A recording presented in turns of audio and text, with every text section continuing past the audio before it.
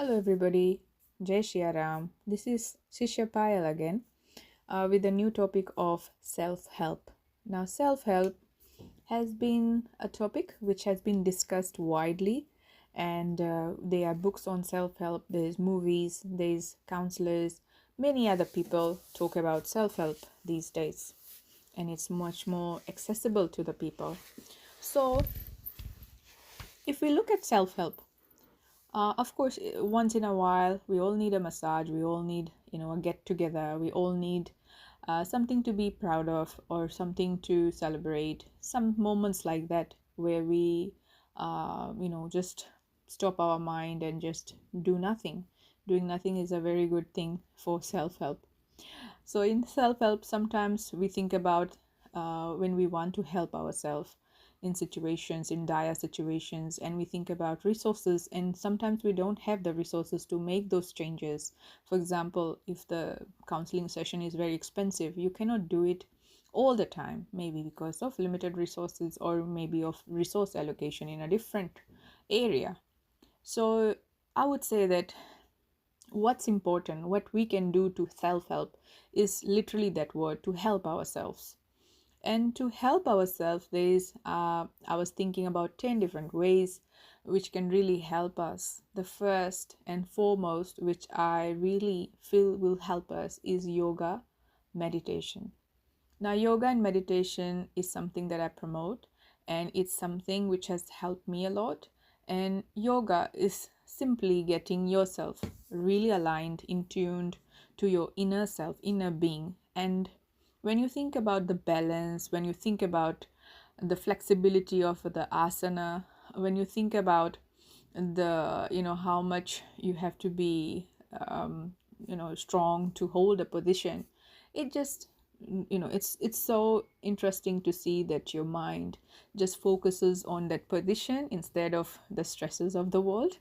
And sometimes when you do meditation, uh, because the mind chatters like a monkey. My Guruji used to say that the monkey mind never stops, and unless you know how to tame the monkey mind, then you can do dhyana. So dhyan is very important because there's plenty ways of doing dhyan, but the best way is to just sit there with yourself, not feeling fearful, not feeling any other things, and allowing any other emotions to just be felt. And after a while of feeling it, sometimes when you do meditation you cry, sometimes you are ecstatic, sometimes you are fearful, sometimes you become cold, or sometimes very hot. So you experience a lot of emotions when you're doing meditation, and all this amounts to getting to know yourself, whereby you really help yourself. So the first thing which I recommend was yoga and meditation. The second thing is about cleansing and detoxification of the body. We eat every day. Sometimes not eating once a week can be really important for our body because it can help cleanse, it can help our stomach to feel relieved of the amount of work that it has to do every day. Think about the stomach as a secretary which is been given lots of files as in food. So if you give the secretary like about 100 files to do in a day, now think about how efficient the secretary will be. But if you give the secretary about 50 files a day, and then one day you say, okay, this is your day off, you'll definitely see that the secretary is not tensed, is doing better work, and because of the one day off, she's happy to come back and work again. So it's all a logical system, and the stomach needs a day off from all our files of food to be processed and made into something. So I suggest cleansing and detoxification at least once in a week, which is very important, and it helps you in ways which you cannot even believe. Your skin will be glowing from within. You will feel like you're more energetic. You will feel like your hair is growing, your eyes are shining, everything will be working really well. So the second point, as I said, was cleansing and detoxification. The third thing which helps in self help is acceptance of your own self, of your own flaws, of your own progress. Now, this world comes with a measuring tape. Sometimes we all have a measuring tape, and sometimes instead of looking at how much we have grown, we start measuring others and we think, he's grown or she's grown and I'm still there. So we are like this expectant person sitting behind a glass door which is closed, and looking at others growing, and we are just in that stagnant stage. So it does not mean that we will take that tape and start measuring ourselves in accordance with others' pathways. We should accept where we are, and we should understand that everybody has a journey, has a timing. So accept your timing, accept where you are in life, accept how far you have come, accept this present moment, and just accept yourself for who you are. If you are an angry person, if you are a sad person, if you are happy always, accept yourself and recognize the good and the bad qualities which you might have. So that's the third thing which you can do to self-help. Number 4 is value inclusion. Now, everybody talks about values, and here the value which I look towards is virtues, morality. So everybody has a moral compass inside themselves. This directs us, like the compass guides us to the north. So the moral meter guides us towards divinity, or the higher being, or higher self, or the universe, whatever you call it. It guides us to God.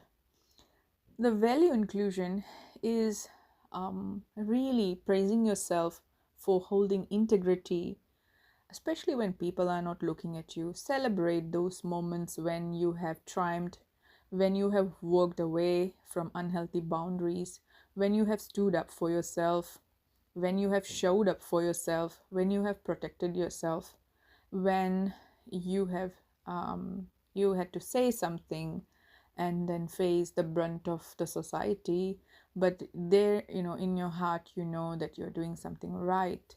So celebrate yourself for the values that you hold and which you have included in yourself going forward. When you look back, there might be times when you were a younger version of you, or a obsolete version of you, which did not know how to treat people, the right conduct, it was missing, and maybe you were lazy, or maybe you were just not holding to your best version. And now that you are doing the best that you can, recognize how far you have come, how much success you have made in your life with respect to values inclusion, like honesty, sincerity, self-discipline. All these are values to be cherished, and these are the real gems or pearls which which shines bright than our bank balance sometimes. Because if you are able to forgive, if you are feeling guilty about a thing that you have done in the past, and you are sorry about it, and you have sought some forgiveness out, if you have humbled yourself, if you have fought your ego, if you have fought your anger, be proud of yourself, because you do not know how much progress you are making, because we are here to carry these virtues and values with us. So I really applaud you if you're working on your value inclusion and you are earning a decent amount from decent means, and you are working hard towards whatever your goals is, and then just despite the chaos of your life, you are finding time to pray, you're finding time to exercise, you're finding time to do something right. For example, if you are non-violence, for example, is a very big topic, and sometimes people switch to vegetarianism and they are simply excluded from societies or groups. You should applaud yourself for walking out of situations, of areas where people are not progressing, but you have the capacity to walk ahead and to recognize that, okay, well, they are in that same level, the recognition didn't come to them yet, but you have got some sense, and you have made some mindset that you are working towards the light, and you're making the necessary changes towards that. So that's value inclusion. That's number 4, and really appreciate yourself for that. Number 5 is self recognition. Self recognition is to recognize yourself, really, see yourself, really see yourself from within. Who are you? Are you a nice person? Are you a person who's very courageous? Are you a forgiving person? Are you a hardworking person? Are you cooking food for your family with love? Are you, you know, trying to put your family together? That also means all your siblings, and none of our siblings, can make us happy all the time. Not even our parents, not even we ourselves. So, are we trying ways to put them all together in one picture frame, keeping us united? These are all self recognition, recognizing self in every one of you, in every one of your siblings, and forgiving them just as you would do to yourself, and recognizing your efforts to build something good, something greater, something which you can leave as a legacy for the next or the future generations or the generations to come. So, self recognition is also recognizing your hard work when nobody recognizes your hard work. So, I know some of my friends, have been working in the government for about 20 years. Until date, they had been struggling with, very less amount of salary. They're working their hardest, early morning till night, weekends. And I have seen personally people being so busy in the government, working so hard and doing their work to the nth, with integrity, with honesty, with dedication, with sincerity. And I've also seen them going to church or religious bodies and just being an active member in the church. So I would like to say that recognize yourself today for the progress you have made, and it may not be what others perceive as success, but it is success in its own right because you have put that effort. So recognize yourself. The sixth thing which you can do to help yourself as self help is self appreciation. Appreciate yourself as much as possible. Be kind to yourself. Be gentle to yourself. There's a lot of, push around the world for masculine energy. Now, masculine energy is something which is, if it's good, then it works as courageous, bravery. These are masculine energy, attributes of that. But if it's not controlled, the masculine energy becomes stubbornness, becomes egoistic. So now, masculine does not mean man or woman. It's the energy which we have inside. Every one of us, every human has a masculine energy and a feminine energy, which we call as Purush and Shakti. So these are the two areas of this Shakti which combines together and becomes our prana, our life force, and everything together with it. So self appreciation is so important to recognize uh, what we are, how we are.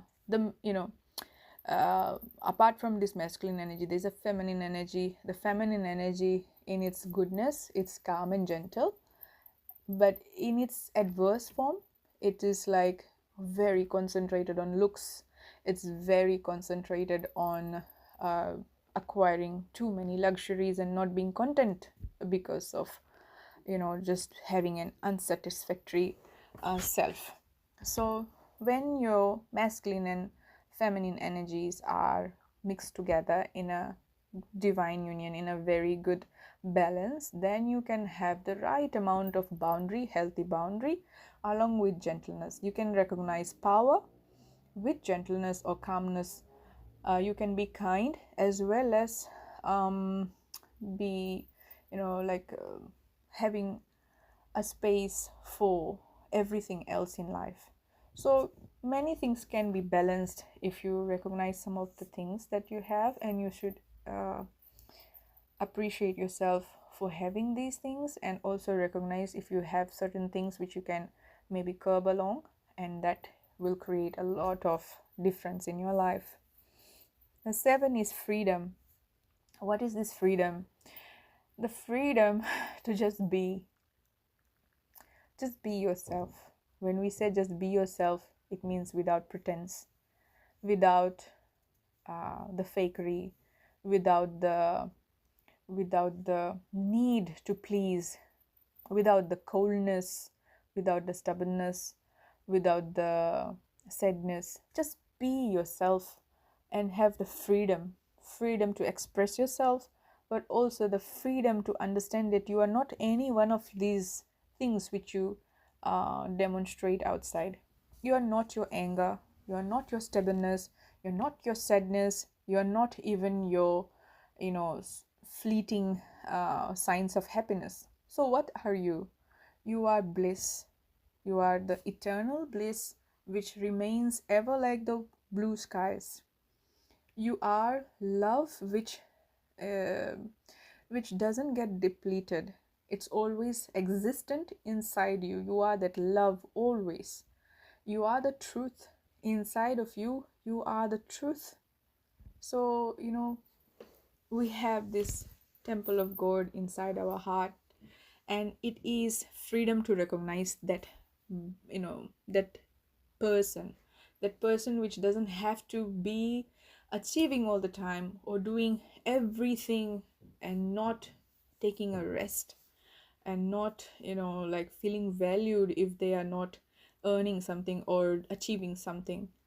Many of us Leos and many of us in this world, high achievers, we always have that habit of just striving, being, ambitious, and being like a high achiever. What it tells us is that if I achieve A, B, and C, then only I'm worthy. Now that freedom comes when you relieve yourself, when you cut the ties of, even if I achieve A, B, and C, I may not be happy, or, something like that, but I am what I am. This is freedom. The freedom to understand your worth even without your achievements. The freedom to release yourself from the pressures, from the, the self made anxieties, and all the things that we put in ourselves deep in our heart, the mindset that we have, the conditioning that we have from our environment, our social surroundings, that we should be a certain way to be. The freedom comes from really recognizing that you just have to be, and you are loved as you are loved, and you are loved within yourself as well as outside. The freedom to understand that you are the most beautiful soul in this world, the most precious, and you don't have to feel like nobody loves me, I'm not precious, I'm lonely, I'm isolated. You don't have to think about those things. Where do I belong? You belong to this world, you belong to Mother Earth, you belong to nature, you belong to God, and that alone is freedom. Because to recognize that freedom sets you free. You don't have expectancy that, okay, I have done so many things to somebody and somebody has just kicked me at the back. It just frees you from so many things. You just recognize, even though I've been kicked, I'm still valuable, I'm still worthy, I'm still what I am, and I'm still happy. So this is the freedom which is really sets us free in many different ways. Then 8 is the need, from being needy to contentment. you know like, if I talk about being needy, the need to be recognized is also, you take your hand and we start begging for recognition. Give me recognition, give me love, give me acceptance, give me a sense of belongingness. We become needy for every little small thing. But when we are content with, no matter the world is not loving me, I'm loving my own self. I know that the Lord loves me. If you tell yourself this, it sets you free from being needy to contentment. It also, like when you are always needy in terms of the next best thing, or just the need to just be a certain thing which you are not. It's okay to be who you are, and it's totally okay, and just accept that you don't need to go here and there to feel all these things which you want to feel, when you can feel as content without doing anything, at all, because your presence matters. Today we have a lot of suicide cases in Fiji. I'm really saddened, like 120 plus people have died from very young age groups to senior citizens. Now, there's a lot of difficulties in life. I understand and accept that, and have been through many myself. Whether we are the scum of the society, or we are the the cherries on top of the cake, what matters is that you are you, and whatever you are, your presence matters, and you are precious. And when you accept that much, you become from needy to being content with yourself.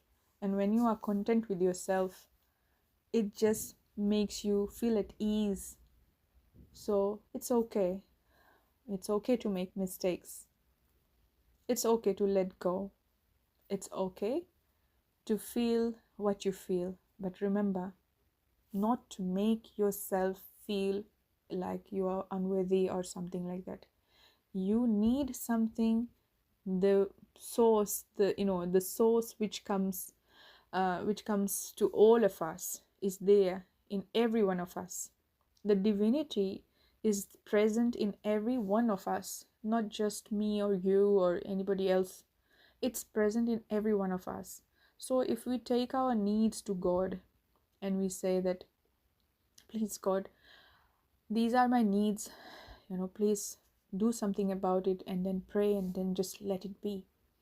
Or just, even if you're an atheist, you want to go outside to the nature and just say, universe, just hear me out, earth, hear me out, this is what I'm facing, I'm feeling sad or whatever, and just release that energy. Next to that, come with the conviction that now my needs will be fulfilled. Somewhere down the line, a connection will be made, dots will be connected, and I will have my needs fulfilled. So instead of seeking yourself in others, asking them for things which you want, make yourself known, your needs known to the Lord, and a contentment will come to you, a sense of calmness will come to you, and it is definitely going to happen. Then the ninth thing on my agenda for self-help is investment. How many times have we invested in others, invested in buildings, invested in buying a good car, but we have never invested in something that was enjoyed by our inner child. Like, as a child, many people love painting.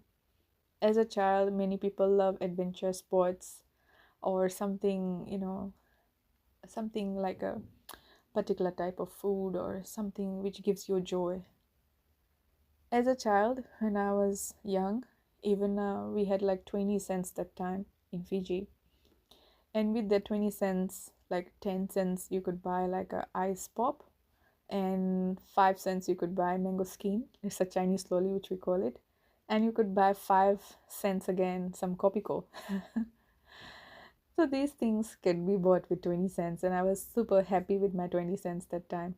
Today, God gives me so much money, so much resources, so many things, but sometimes I forget my inner child, and then I just, dream on about having more, accumulating more and more. So what I have thought is that we should invest on ourselves. We should recognize that we are the inner child. You are still the same young person which you were maybe 20 years ago, or 30 years ago, or 60 years ago. There is never an age for your young child to become deteriorated. You are still that beautiful, that happy, that joyful, carefree, fearless inner child that you were um, ages ago. So I encourage you to invest in your inner child. Make your inner child happy, even if um, sometimes, we could do some weird things. For example, don't do too much weird, but something where, it's like a child can do it. Don't do things to hurt others. If things are hurting others, don't do that ever.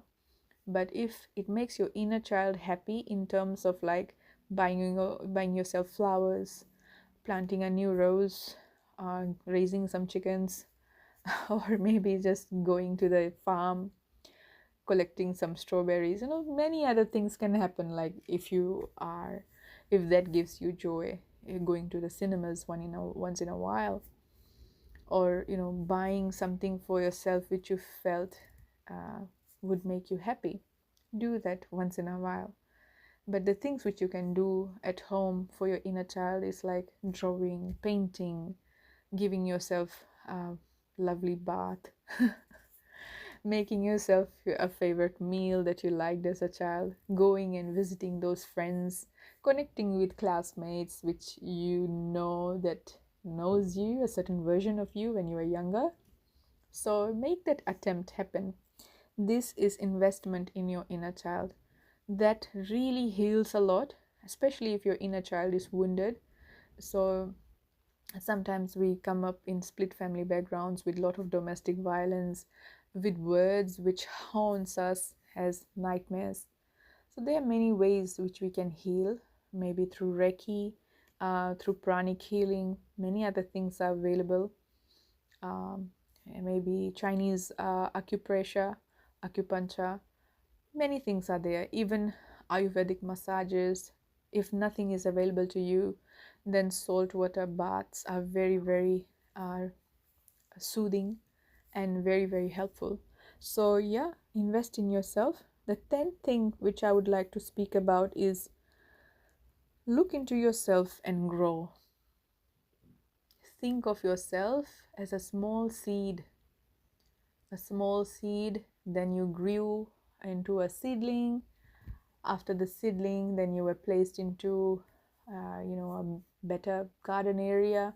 You're planted, you became a small plant, like a young green plant. Then you started giving fruits, and then you started thriving and abundance reached you, and then you became slowly not able to do certain things and slowly going down and slowly just completely vanishing. Or maybe if you are a tree which sustains years and years like the rain trees, then that small seed which you had grew into an enormous tree, a very beautiful, strong tree which gives shade, which protects, which has lots of birds and other animals sitting on the branches, and you just thrived.